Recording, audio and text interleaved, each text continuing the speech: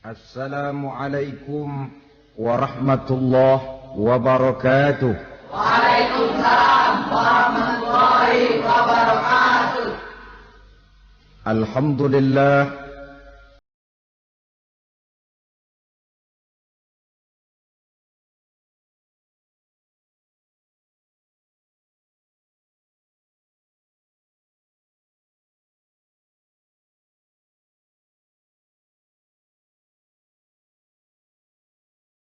ibu-ibu, saudara-saudara kaum muslimin rahimakumullah.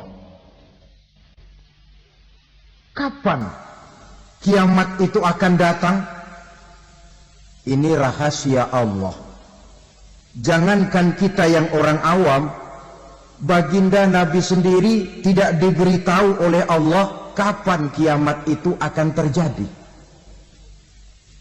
Tetapi sungguh pun demikian, banyak hadis-hadis yang menjelaskan ciri atau tanda-tanda datangnya kiamat. Nah, kalau sudah bicara soal tanda kiamat itu ada dua. Pertama yang disebut alamatus sughra, tanda-tanda kecil. Ini waktunya masih ada tenggang. Ada yang dinamakan alamatul kubra, tanda-tanda besar, artinya kiamat sudah diambang pintu. Apa tanda-tanda kecil dari datangnya hari kiamat itu? Misalnya kata Nabi, apabila ilmu sudah diangkat oleh Allah, artinya apabila ulama sudah banyak wafat, minat orang belajar agama berkurang, lalu kebodohan nampak merajalela di mana-mana, zina dikerjakan secara terbuka, minuman-minuman keras jadi kebanggaan, itu termasuk di antara tanda-tanda kecil terjadinya hari kiamat. Apalagi misalnya iza waladatil ammatu rabbataha, apabila budak sudah melahirkan tuan. Apa maksudnya? Ada yang mentafsirkan apabila anak sudah bisa membudaki orang tuanya. Orang tua yang melahirkan dia, yang membesarkan dia, demi setelah si anak besar jadi orang berpangkat, bertitel, berharta, berkedudukan. Jadilah orang tua itu budaknya. Sehingga sering dibilang kalau orang tua kaya, anak jadi raja. Tapi kalau anak yang kaya, orang tua sering jadi budak.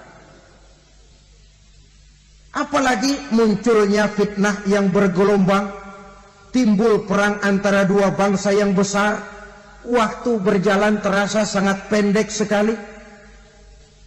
Itu merupakan tanda di antara tanda-tanda kiamat. Termasuk di dalamnya sulit membedakan mana laki, mana perempuan. Kan kalau tanda-tanda kayak begini sekarang sudah banyak kita lihat kan? Ulama banyak wafat, penggantinya sulit. Zina dikerjakan berterang-terangan, minuman keras jadi kebanggaan, banyak anak membudaki orang tuanya, sulit membedakan mana laki mana perempuan. Kadang-kadang dari belakang kita lihat perempuan bener, begitu kita colek nengok jenggotan.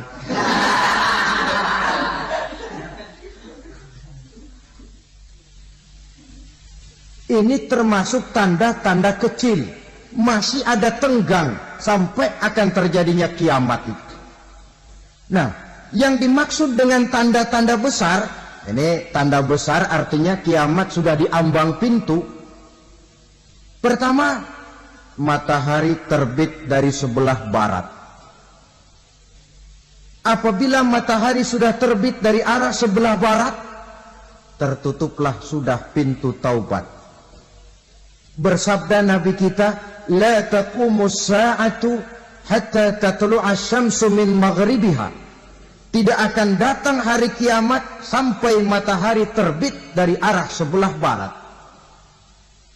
Fa iza tala'at, manakala matahari telah terbit dari arah sebelah barat, wa ra'ahan nasu, manusia banyak menyaksikan itu, amanu ajma'un, mereka pun lalu beriman.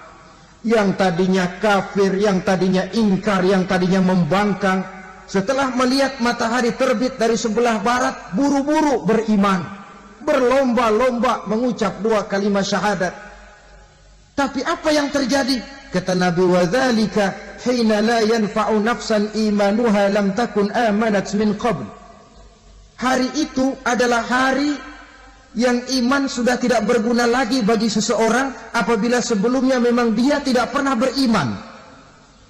Au kasabat fi imaniha khaira, atau beriman tetapi tidak pernah melakukan kebajikan di dalam keimanannya itu. Hari yang sudah kasib, hari yang sudah terlambat, beriman tidak akan ada gunanya lagi. Ini pelajaran buat kita. Sebelum sang surya terbit dari sebelah barat, sebelum nafas sampai di tenggorokan, artinya pintu taubat masih terbuka. Kalau 2 hal itu sudah terwujud, nafas sudah sampai di kerongkongan atau matahari sudah terbit dari arah sebelah barat, tertutuplah sudah pintu taubat. Tak ada lagi gunanya pangkat, jabatan, harta, bahkan beriman pun dalam suasana macam itu too late, kata orang Kulon. Sudah terlambat. Matahari terbit dari arah sebelah barat, itu tanda besar, artinya kiamat sudah diambang pintu. Lalu apalagi tanda besar? Munculnya Dajjal. Dajjal artinya pendusta-pendusta yang menyesatkan manusia. Ada 2 macam Dajjal, saudara. Ada Dajjal kecil, ini Dajjal kelas teri. Kalau ini sejak zaman Rasulullah sudah ada itu. Tiap zaman ada. Di zaman Rasulullah misalnya ada yang bernama Aswad al-Unsi dari Yaman. Ada yang namanya Musailamah al-Kazzab dari Yamamah. Ada yang namanya Ibnu Sayyad dari Madinah. Ini Dajjal-Dajjal di zaman Rasul. Musailamatul Kazzab memproklamirkan diri jadi nabi dia. Di zaman Rasul masih hidup. Ini Dajjal zaman Nabi. Di zaman sahabat muncul Dajjal-Dajjal. Di zaman kita sekarang ini Dajjal-Dajjal pun gentayangan. Dajjal-Dajjal kelas teri. Kerjanya mendustakan manusia, menyesatkan manusia, memalingkan manusia dari jalan yang benar dan diridhoi oleh Allah Subhanahu wa taala. Adapun yang merupakan tanda besar dari datangnya kiamat, Dajjal-Dajjal kelas kakap. Pembohong-pembohong besar yang menyesatkan masyarakat manusia berpaling dari jalan Allah mengikuti jalan mereka. Apa sih ciri Dajjal itu? Kata Nabi dalam hadis Bukhari Muslim, inna Dajjala, sesungguhnya yang namanya Dajjal itu yakhruju, satu saat akan muncul mendekati hari kiamat. Wa inna ma'ahu ma'an, si Dajjal ini membawa air. Wa naran, dan juga membawa api. 2 simbol. Di tangan yang satu dia bawa air, di tangan yang satu dia bawa api. Wa ammal ladzi yarahu an-nasu ma'an fanarun. Adapun yang orang banyak lihat air, hakikatnya adalah api. Yang dilihat api, hakikatnya adalah air. Oleh sebab itu, kalau api yang ditawarkan, ambillah air. Kalau air yang ditawarkan, pilihlah api. Maksudnya apa ini? Ini bahasa simbol, saudara-saudara. Dajjal bicaranya seolah-olah untuk kepentingan manusia. Menawarkan surga. Surga yang dia tawarkan hakikatnya neraka. Hai manusia, kalau kau mau bahagia, jangan dekat-dekat dengan agama. Sholat itu tidak efektif dan efisien, tidak produktif dari segi ekonomi itu. Menghadiri majelis taklim cuma buang-buang waktu. Tahajud, tasbih, tahlil, baca Quran, apa itu? Pekerjaan mubazir saja. Hidup ini cuma sekali, masa yang cuma sekali, manfaatkan dengan sebaik-baiknya.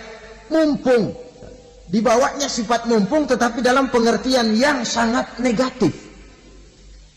Bicaranya seolah-olah untuk kepentingan manusia, tetapi sebenarnya menjerumuskan manusia.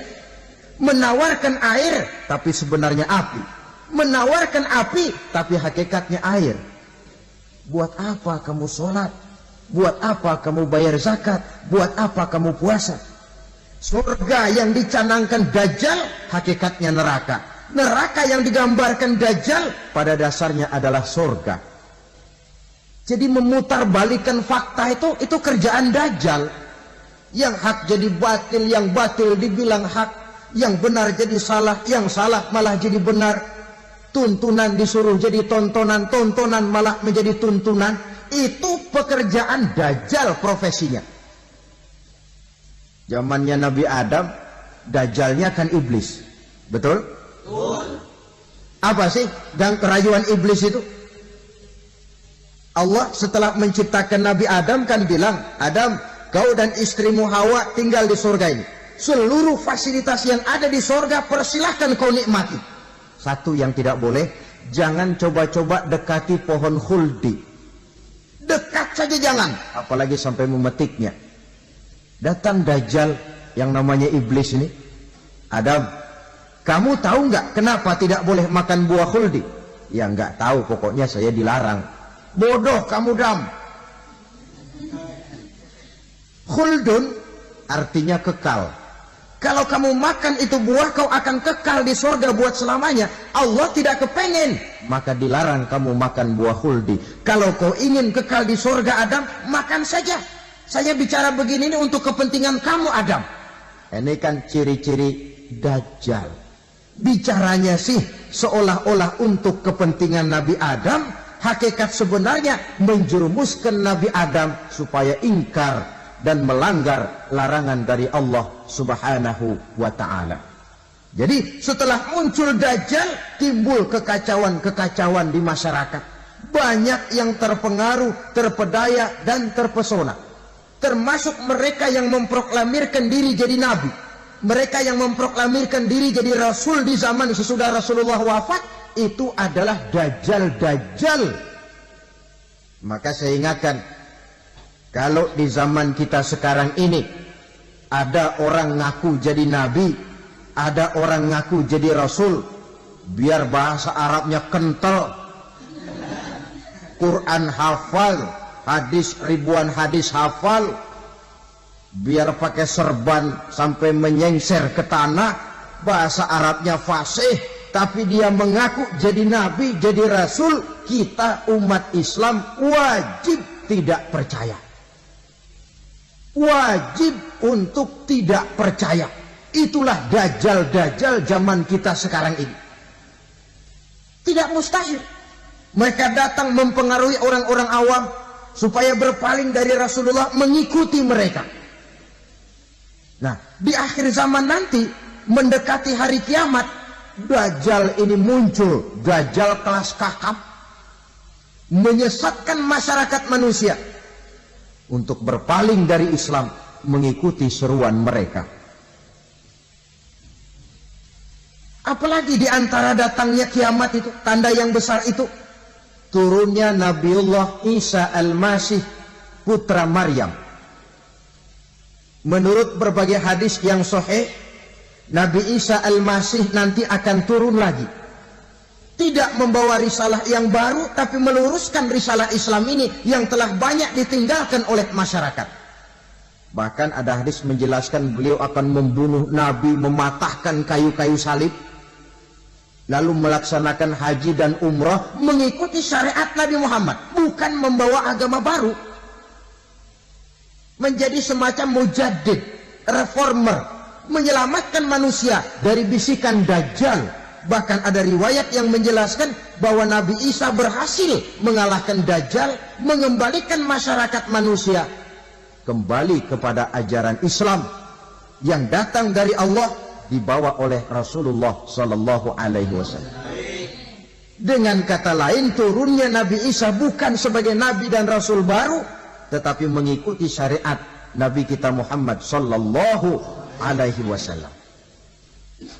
Saudara hadirin, ibu-ibu hadirat yang saya hormati, kemudian apalagi di antara tanda-tanda besar akan datangnya kiamat itu? Keluarnya asap atau awan. Kata Nabi, inna min asrati sa'ah dukhanan yamla'u ma bainal masyriqi wal maghrib. Di antara tanda-tanda kiamat munculnya awan atau asap yang memenuhi antara langit dan bumi. Ini pun diperkuat dalam surah Ad-Dukhan ayat 10. Fartaqib yauma ta'ti as-sama' bidukhanin mubin fayughshan nas hadza 'azabun alim. Bagi orang-orang yang beriman mereka biasa-biasa saja. Tapi bagi orang kufur, datangnya asap dan awan ini merupakan azab yang kelewat pedih. Barangkali sedikit mendekati gambaran tentang azab yang pedih ini, saya ingatkan alam pikiran kita kepada peristiwa yang belum lama terjadi. Pernah dengar berita bocornya reaktor nuklir di Chernobyl, Uni Soviet? Pernah dengar? Bocornya reaktor nuklir di Chernobyl yang mengakibatkan ratusan bahkan sangat mungkin ribuan nyawa. Cuma satu reaktor. Bagaimana kalau seluruh cadangan nuklir yang dimiliki oleh para negara adikuasa ini diledakkan? Bahkan yang konon menurut catatan, cadangan nuklir yang dimiliki bersama oleh Amerika dan Rusia sekarang ini sudah sanggup memusnahkan 6 miliar manusia. 1,5 kali lebih banyak dari jumlah manusia yang nongkrong di permukaan bumi ini. Saudara-saudara hadirin yang saya hormati, lalu saat mendekati hari kiamat, apalagi tandanya? Setelah Nabi Isa wafat, pada saat turunnya yang kedua kali, lalu Allah meniupkan angin sejuk. Semua orang-orang beriman, orang-orang baik wafat, sehingga penghuni bumi ini cuma tinggal lagi terdiri dari orang-orang kafir. Tidak ada lagi di bumi ini yang bisa mengucapkan Allah. Sehingga dalam hadis qudsi itu ada keterangan, Innallaha azza wa jalla yaqulu li Israfil. Allah pernah pesan kepada malaikat Israfil. Kata Allah, Israfil, Iza sami'ta qailan yaqul Allah Allah fa akhirin nafah 40 sanatan ikraman liqailiha. Hai Israfil, apabila kau dengar di permukaan bumi masih banyak orang yang mengucapkan Allah Allah, maka tunda sangkakala kiamat itu 40 tahun. Untuk apa? Ikraman liqailiha, menghormati orang yang mengucapkan Allah Allah itu. Wah, jadi karena sekarang masih banyak yang mengucapkan Allah, besar hatilah kita, masih jauh kiamat itu. Tapi jangan lupa, kiamat pribadi, kiamat kecil itu yang nggak kita sangka-sangka. Ajal datang mencabut nyawa, itu kiamat pribadi, dan itu yang pasti kita hadapi, dan itu yang membuat kita tidak boleh bersikap main-main di dalam kehidupan sekarang ini. Saudara hadirin yang saya hormati, tidak ada lagi orang-orang muslim, seluruh penduduk dunia ini kafir.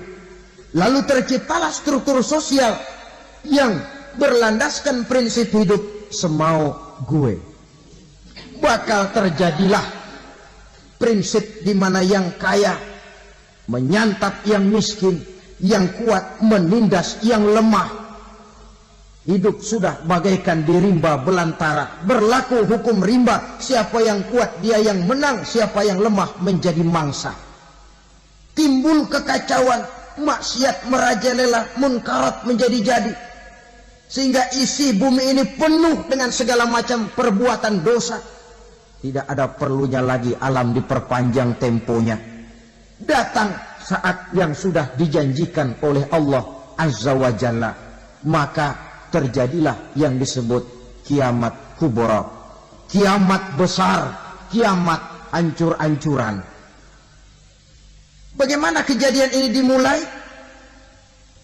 Dalam surah Az-Zumar ayat 68, Allah Subhanahu wa taala berfirman, "Wa nufikha fis-suri fasa'iqa man fis samawati wa man fil ardi illa man syaa Allah."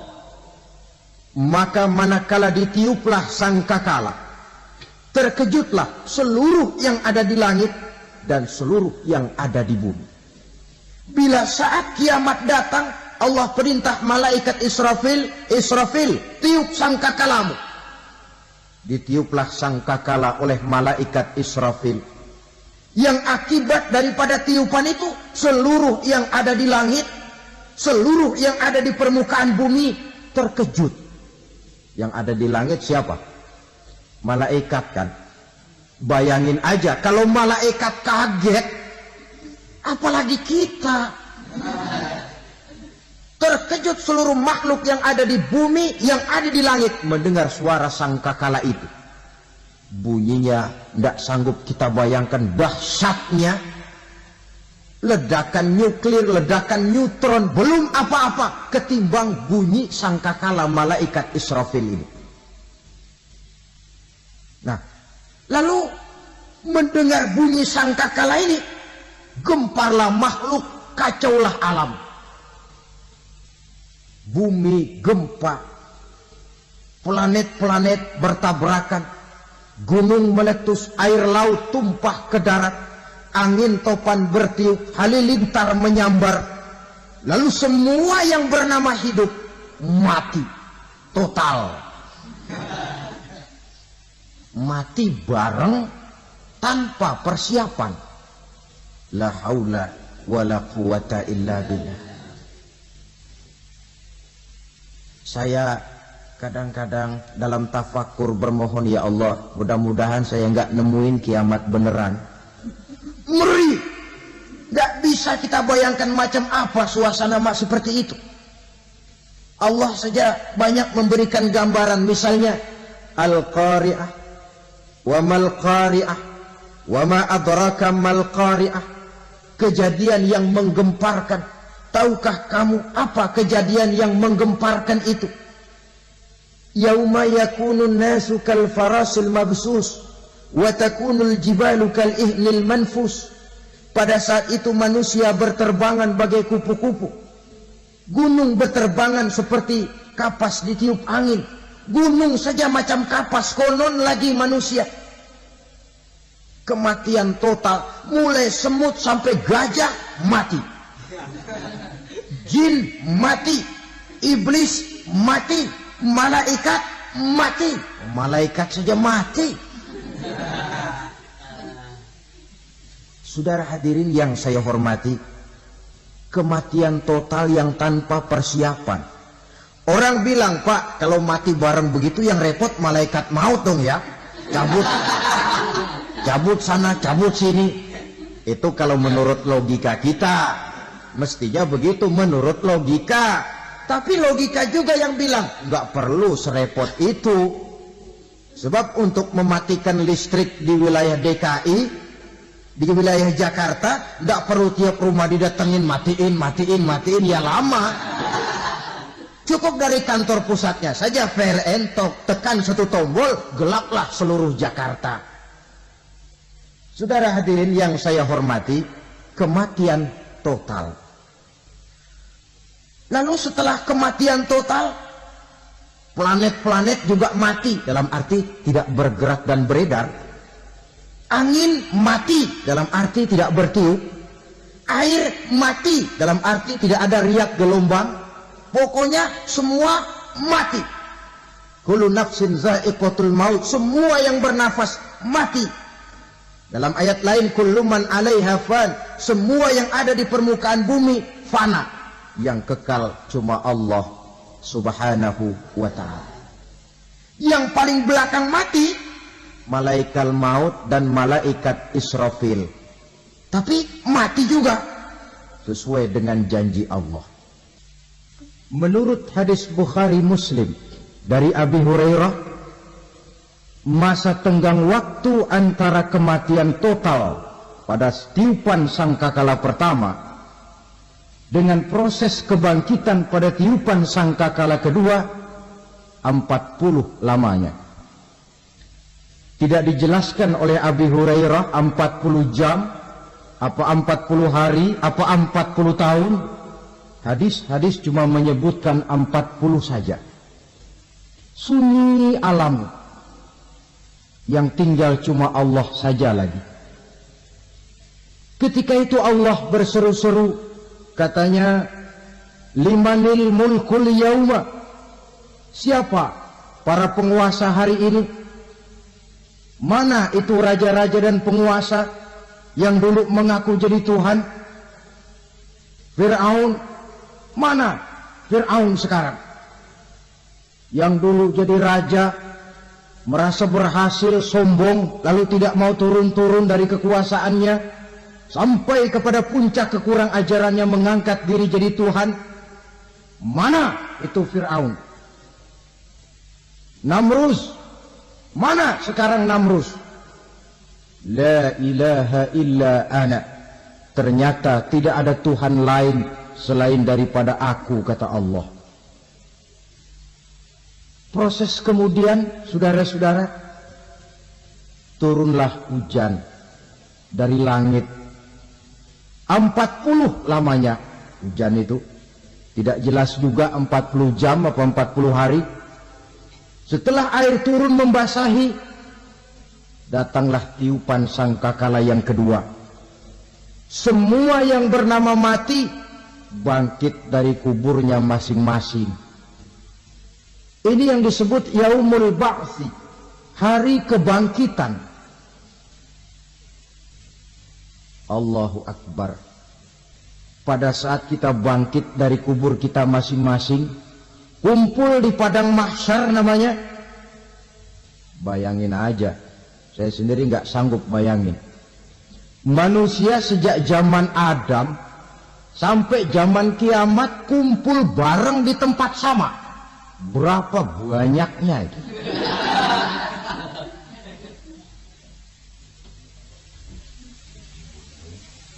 Dan yang luar biasa menurut satu riwayat, pada saat bangkit itu, Masya Allah, roman muka kita berubah, disesuaikan dengan amalan kita waktu di dunia ini. Barang siapa yang waktu di dunia amalannya itu amalan tikus, di akhirat nanti dia bangkit dari kubur, mukanya seperti muka tikus. Gagah betul badannya, tapi mukanya seperti tikus. Kenapa? Amalannya waktu di dunia seperti amalan tikus. Apa amalan tikus itu? Suka ngegeragoti barang yang sudah disimpan rapi-rapi. Orang sudah simpan uang rapi-rapi, simpan perhiasan rapi-rapi, digeragoti oleh tikus. Maling-maling, pencoleng-pencoleng, koruptor-koruptor. Itu nanti di akhirat nanti kita lihat mukanya seperti muka tikus. Oh, ini waktu di dunia suka nyolong, hanya seperti muka tikus. Barang siapa yang waktu di dunia ini amalannya itu amalan macan, dia akan bangkit nanti mukanya seperti muka macan. Apa amalan macan? Macan itu amalannya menang-menangan. Orang yang mau menang saja, nggak mau mengalah. Coba lihat di hutan. Kenal hutan nggak? Nah. Di hutan, raja hutan di mana-mana pasti macan. Betul kan? Betul. Padahal hutan belum pernah bikin pemilihan umum. Tapi macan tidak peduli ada pemilihan umum apa tidak, pokok saya raja. Sebab apa? Macan jadi raja itu bukan karena benar, tapi karena kuat jadi raja. Setelah dia jadi raja, rakyat hutan yang mesti dilindungi malah dimakan oleh raja macan. Kambing rakyat hutan dimakan oleh macan. Ayam rakyat hutan dimakan oleh macan. Itu nanti kita lihat di akhirat itu mukanya seperti muka macan, gagah betul. Lalu barang siapa yang di dunia ini amalannya itu seperti amalan anjing, nanti dia punya muka seperti muka anjing. Apa amalan anjing? Pertama, anjing itu kalau disuruh jaga rumah, dia tidak bisa membedakan mana maling, mana tamu. Biar yang datang maling, kalau bawa tulang, anjing kalem. Yang kedua, anjing itu akan setia kepada siapa saja yang memberinya roti. Siapa yang memberinya roti, itulah majikannya. Apa kata majikannya, pasti dia laksanakan. Soal benar atau salah, dia tidak peduli. Setelah anjing dapat roti, dia tidak punya pilihan lain kecuali bilang, abdi mah kumaha juragan wae ayeuna mah.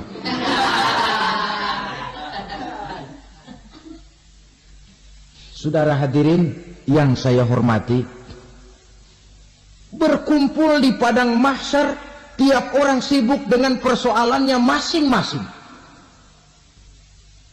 Matahari waktu itu didekatkan oleh Allah.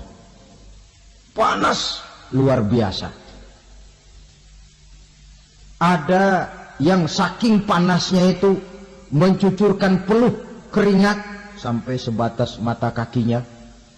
Ada yang keringatnya sampai sedengkulnya. Ada yang keringatnya sampai sepusatnya.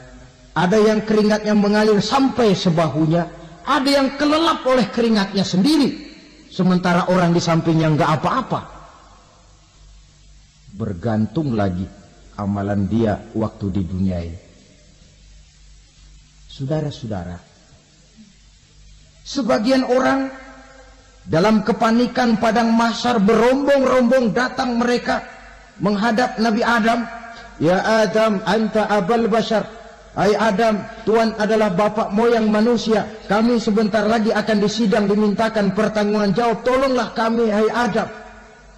Kata Nabi Adam, jangankan nolongin sampean, saya sendiri tanggung jawab di hadapan Allah. Ketika dulu tidak boleh makan khuldi, saya serobot. Sudahlah, urus diri masing-masing saja, nafsi-nafsi. Begitu kata Nabi Nuh, begitu kata Nabi Ibrahim. Tiap orang bertanggung jawab sendiri-sendiri. Ketika itulah saudara-saudara, nikmatnya menjadi umat Nabi besar Muhammad sallallahu alaihi wasallam. Sebab apa? Walaupun menurut abjad kita ini umat paling belakang, kan paling belakang kita ini toh, karena Nabi Muhammad adalah nabi akhir, tapi akan dihisab lebih dulu, lewat di atas sirat lebih dulu, masuk surga lebih dahulu ketimbang umat-umat belakangan. Ketika Rasul mendekati ajal, beliau tanyakan itu kepada malaikat Jibril. Malaikat Jibril berkata, Muhammad jangan khawatir, Allah sudah berjanji, inni haramtul jannata ala sairil anbiya hatta tadkhulaha anta wa haramtuha ala sairil umami hatta tadkhulaha ummatuka. Surga aku haramkan buat seluruh nabi kecuali kalau engkau Muhammad sudah masuk ke dalamnya. Dan surga aku haramkan buat seluruh umat kecuali kalau umatmu Muhammad sudah masuk ke dalamnya.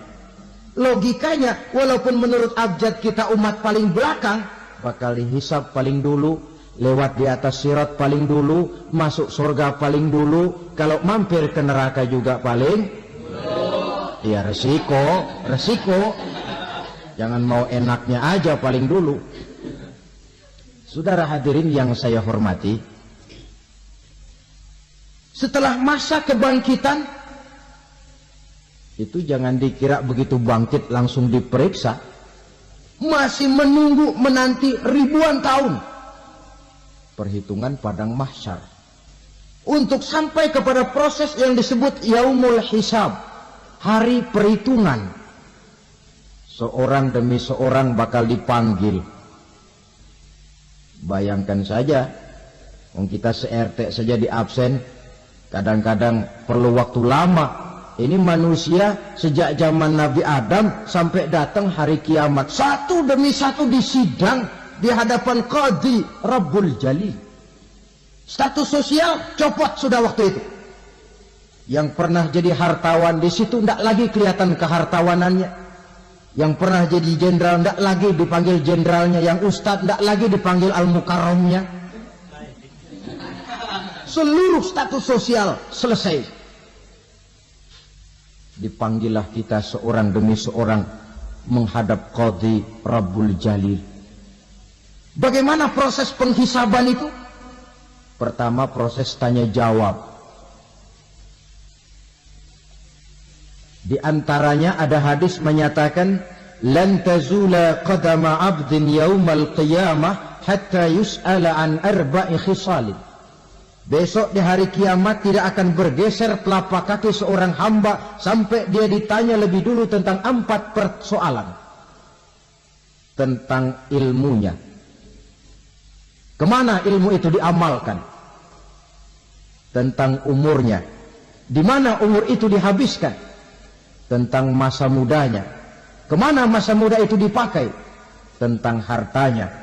Dari mana harta itu didapat dan kemana harta itu dibelanjakan. Ini termasuk proses tanya jawab. Jadi kalau istilah pengadilan dunia, nama Fulan bin Fulan. Kamu waktu di dunia diberikan umur panjang untuk apa? Pernah mengalami masa muda, kemana kau habiskan masa remajamu? Kau diamanahkan ilmu, dengan apa ilmumu kau amalkan? Kau diberikan harta, dari mana harta kau dapat, kemana kau belanjakan? Tak seorang pun yang bisa mungkir. Sebab apa? Dikala itu yang menjadi saksi bukan orang. Yang menjadi saksi adalah seluruh anggota badan kita. Tangan bicara, kaki jadi saksi terhadap seluruh amalan yang pernah kita kerjakan pada saat kehidupan di alam dunia ini. Selesai proses tanya jawab, lalu diperlihatkan buku catatan kita waktu hidup di dunia ini. Jangan lupa Allah itu menyiapkan 2 superkomputer kepada kita. Sebelah ditempelin sebelah kanan, yang sebelah tempelin di sebelah kiri. Komputer itu namanya Raqib dan Atid. 2 malaikat yang apabila baik kita lakukan, refleks saja akan menulis kebajikan kita. Jahat kita kerjakan, akan tertulis. Catatan itu nanti diperlihatkan kepada kita. Waduh, alangkah malunya pada saat diperlihatkan catatan kita, buku rapot kita merah melulu. Barangkali diperiksa sambil diomelin, brengsek lo. Buku merah melulu begini bagaimana waktu hidup di dunia? Tidak cukup diperlihatkan buku catatan kehidupan, rekaman kehidupan. Rekaman kehidupan kita secara utuh sejak terlahir sampai ajal datang merenggut nyawa. Barangkali mirip dengan video sekarang ini, di mana terekam dengan baik seluruh kegiatan kita sejak yang sekecil-kecilnya sampai kepada yang sebesar-besarnya. Untuk kemudian kita pun menerima balasan. In khairan fa khairun wa in syarran fa syarrun. Kalau baik ya baik balasannya, kalau jahat ya jahat juga balasannya. Catatan-catatan kita diberikan. Kalau banyak kebajikannya diberikan di tangan kanan dengan cara yang halus. Kalau banyak kejahatannya diberikan dari sebelah kiri atau dilempar dari belakang. Itulah sebabnya sejak di dunia ini kita sudah mohon kepada Allah. Ketika berwudu membasuh tangan kanan, apa kita bilang? Allahumma a'tini kitabi biyamini wa hasibni hisaban yasira. Ya Allah, berikan saya kitab di tangan kanan, dan kalau saya memang perlu dihisap, hisaplah saya yang seringan-ringannya. Tangan kiri berlindung kita kepada Allah. Jangan sampai diberikan kitab di tangan kiri atau dari arah sebelah belakang. Wa'udzubika an tu'tiya kitabi bishimali aw min wara'i zuhri. Dari arah sebelah belakang. Na'udzubillah min dzalik. Setelah selesai lewat proses penghisaban, lewat mizan, timbangan, maka yang sudah selesai dihisab itu bergeraklah menuju sirat, jembatan yang terbentang menuju surga melalui neraka. Saudara-saudara, panjangnya perjalanan sirat itu memakan waktu ratusan tahun. Tetapi orang yang lewat di atas sirat pun macam-macam, bergantung amalannya ketika di dunia ini. Ada yang lewat di atas sirat itu kalbarkil khatib, seperti kilat yang menyambar, lep, sudah sampai dia di surga. Cepat bukan main. Ada yang lewat di atas sirat itu seperti orang lari-lari. Ada yang lewat di atas sirat itu seperti orang jalan biasa. Ada yang sambil merangkak, ada yang sambil ngesor, ada yang sambil gelayutan.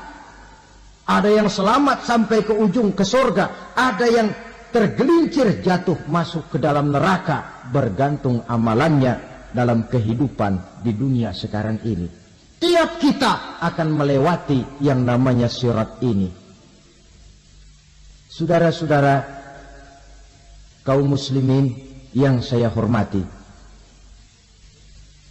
dengan demikian mereka yang selamat melalui sirat sampai ke terminal akhir surga, mereka yang ketika dihisab ternyata banyak kejahatannya daripada kebaikannya, mereka singgah di dalam neraka. Nah, adapun orang-orang yang beriman menurut ayat Quran dan hadis Nabi itu nanti ada bermacam-macam. Ada orang beriman itu yang dimasukkan surga. Ada orang beriman itu yang dimasukkan ke dalam surga. Ada orang beriman itu yang disebut penduduk surga. Kenapa lain-lain, Pak? Karena waktu di dunia amalannya juga lain-lain. Ada orang beriman yang masuk surga. Ini paling murah tiketnya. Mau masuk surga? Kata Nabi begini, ma min abdin qala la ilaha illallah thumma mata ala dhalik illa dakhala al-jannah. Kalau seorang hamba sudah mengucap dua kalimat syahadat, dia yakin dengan kebenaran kalimat itu sampai matinya, orang itu akan masuk surga.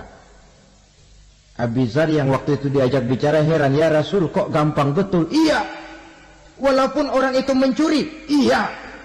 Walaupun orang itu berzina, iya. Biar dia mencuri, biar dia berzina, kalau dia sudah mengucap dua kalimat syahadat, dia yakin dengan kebenaran kalimat itu sampai matinya, itu orang akan masuk surga.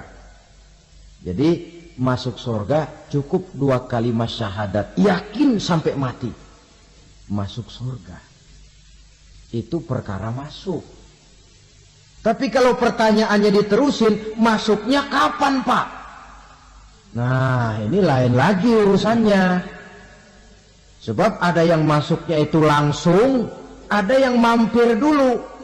Di sana tempat cuma dua, kalau tidak surga, neraka. Mau ke surga, tapi mampir dulu. Yang mampirnya jelas di neraka. Kenapa? Dalam hadis qudsi ada riwayat, nanti itu di akhirat, setelah Allah selesai mengatur penduduk surga, masuk surga, yang neraka, masuk neraka, Allah berkata kepada malaikat Malik, malaikat Malik, labaik ya Allah, itu bajingan-bajingan tengik, manusia-manusia durjana, yang waktu di dunia tidak mau sujud, jauh dari ulama, gemar melakukan yang munkarat dan maksiat, hidup di tengah masyarakat selalu jadi bibit keonaran, kufur, sudah masuk neraka semua. Sudah ya Allah. Nah, kalau sudah, coba sekarang kamu masuk, Malik. Saya. Iya. Masuk neraka. Mau apa ya Allah? Kata Allah, akhriju minan nar man kana fi qalbihi misqala habbatin min khardalin min iman. Kau masuk neraka, cari di dalam neraka orang-orang yang ada imannya walaupun kecil sebesar biji zarah, angkat mereka keluar. Masuk malaikat Malik ke neraka. Cari orang yang ada imannya, korek-korek. Ya repot, udah pada gosong. Yang ada imannya diangkat ke atas, yang ada imannya diangkat ke atas. Lalu dimandikan di Nahrul Hayat, namanya sungai kehidupan di akhirat nanti. Cakep lagi rupanya, bersih lagi wajahnya, apel di hadapan Allah. Kata Allah, bagaimana mas? Kapok nggak sampean? Kapok ya Allah. Nah, kalau kapok, idhab fadkhulil jannah. Pergi, masuk surga sana. Berangkat mereka ke surga. Ketemu sama teman-temannya yang udah sampai lebih dulu. Yang nggak pakai mampir lagi. Terjadi dialog. Kata teman-temannya yang udah pada nyampe duluan, mas, iya. Emang baru sampai? Oh, saya baru sampai. Memang mampir di mana dulu mas? Kita sudah lama sampai di surga. Saudara buka surah Al-Muddathir ayat 34-35. Ma salakakum fis saqar? Kenapa kamu mampir di neraka Saqar? Qalu lam nakum minal musallin. Mereka menjawab, kami mampir di neraka Saqar mas, gara-gara dulunya kami waktu di dunia tidak pernah sholat. Tidak pernah sholat? Tidak pernah. Karena rumahnya dekat masjid. Cuma dekat doang mas. Sholat mah enggak saya. Enggak pernah ngasih makan fakir miskin. Enggak pernah hadir di majelis taklim. Pendeknya enggak pernah melakukan kebajikan. Maka saya pun mampir di neraka Saqar. Untung betul saya punya iman mas, sedikit. Waktu hidup di dunia dulu saya pernah mengucap 2 kalimat syahadat. Sekali-kalinya waktu mau kawin. Masya Allah. Untung saja kawin. Kalau nggak kawin, polos.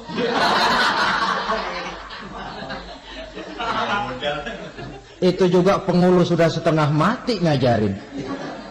Asyhadu alla, asyhadu an, asyhadu an.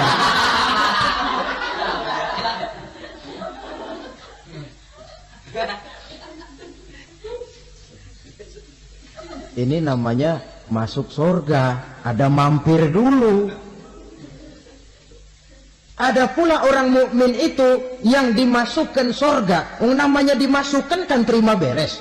Saya masuk ke rumah, jalan sendiri, cari tempat sendiri. Saya dimasukkan ke dalam rumah, terima beres, pokok ada di dalam, itu dimasukkan namanya. Nggak pakai mampir.